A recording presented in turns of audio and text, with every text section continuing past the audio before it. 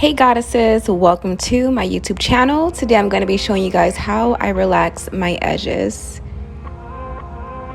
So first I'm going to take this scarf and just kind of separate my edges and cover the rest of my hair as much as I can.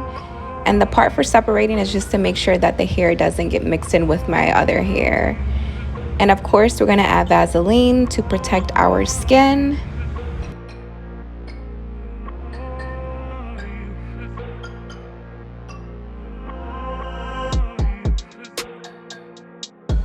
So I'm going to go in with the old school TCB relaxer. This is a no mix relaxer, and I'm just going to lightly put it on my hair, very lightly. I'm going to do this in a few processes, about 3 processes. The first process, I'm just trying to just coat the hair without actually laying it down, and I'm just getting as close as I can without actually getting my skin as well.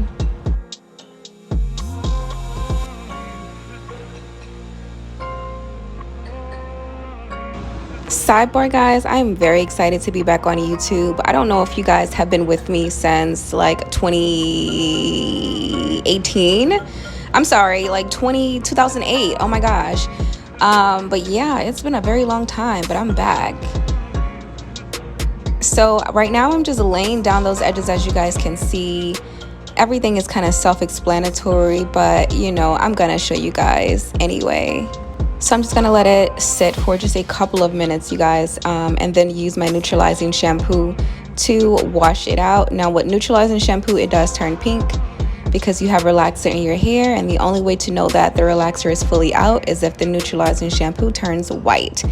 So I'm just going to do 2 processes of neutralizing shampoo, and then this is pretty much what it looks like, you guys. It's really straight. I'm excited. Doing a little dancey dance. And then of course I'm gonna do my leave-in repair conditioner by Cantu Shea Butter.